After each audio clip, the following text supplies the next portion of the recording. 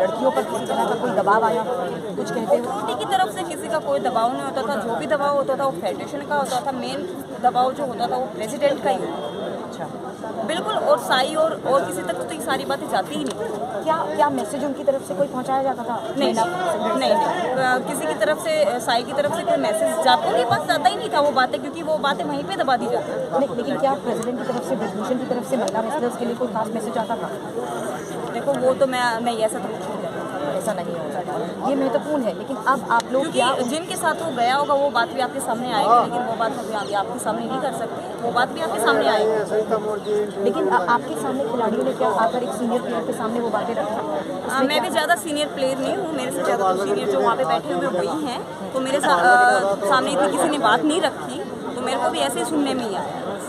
Sir, अब क्या सिर्फ फेडरेशन के भंग होने की मांग की जाएगी या सिर्फ उनके इस्तीफे से ही आप लोग? नहीं, बिल्कुल भंग होने की मांग करेंगे। हम नहीं चाहते ये फेडरेशन रहे और सारी चीज़ें अलग होकर के दोबारा फेडरेशन बैठे और उसमें हमारे एथलीट ही बिठाए जाएं, ताकि वो समझ सके, या फिर कोई अच्छे अधिकारी बिठाए जाए जो हमारी समस्याओं का अच्छे से समाधान कर सके और समझ सके। चलिए, शुक्रिया। मैम हम बात कर रहे थे निकले हैं भाई। मैम बस नहीं अंकल, मैं नहीं करती। ये जो आरोप लगा है इसको आप कैसे देखते हैं? बिल्कुल आरोप जो है ये सत्य है, 101% सच्चाई है। ये ही होता है कुश्ती फेडरेशन में नहीं, ये तमाम फेडरेशनों में यही होता है। इस देश में फेडरेशन भंग कर देनी चाहिए।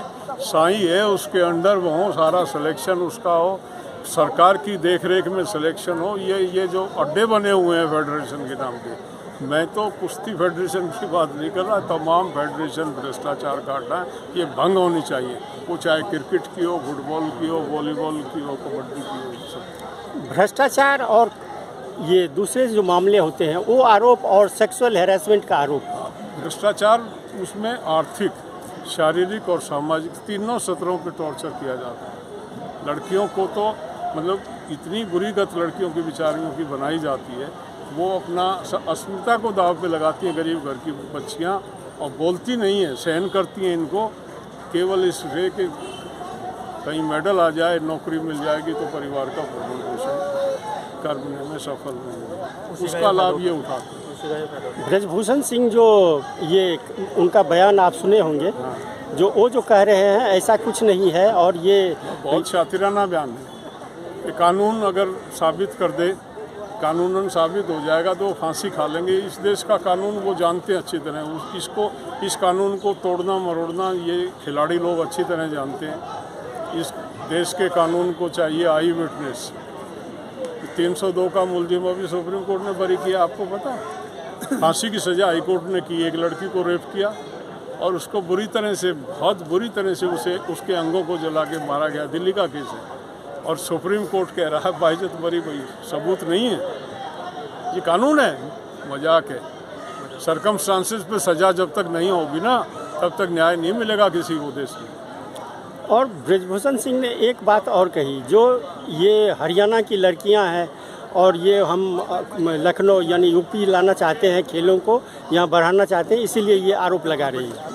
उसका कोई दिक्कत नहीं है। लखनऊ भी हमारे देश का हिस्सा है, लखनऊ में भी हो सकता है, लेकिन एक साफ वातावरण में, अच्छे वातावरण में अगर कोई चीज़ होती है तो देश में कोई वो नहीं है। जब लखनऊ के लोग दिल्ली आ सकते हैं, दिल्ली वालों को लखनऊ जाने में तकलीफ नहीं है, लेकिन वातावरण तो उस तरह का हो ना। उनका जो दूध की रुखाड़ी बिल्ली, उनका कहने का जो अर्थ था वो बहुत ही वो फ्रैक्शन पैदा करने का था।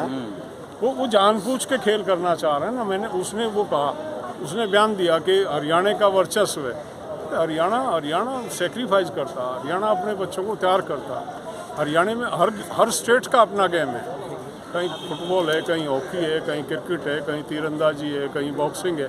हर स्टेट की अपनी एक खासियत है।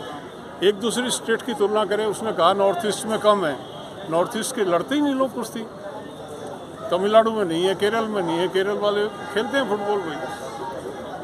तो वो जो बयान दे रहा है वो हरियाणा वर्सेस कंट्री करना चाहता है, वो उसका शातिराना बयान है। बंटवारा मैं निंदा करता हूँ, बंटवारा करना चाहता हूँ। तो ये इस मामले को आप क्या जब तक ये फैसला न हो जाए तब तक ये फैसला तो ये बच्चे लेंगे, लेकिन अगर इन बच्चों को हमारी मदद की आवश्यकता है तो पूरा समाज इनके पीछे खड़ा है, हर तरह की मदद करेगा। बच्चों का इस तरह शोषण समाज नहीं होने देगा।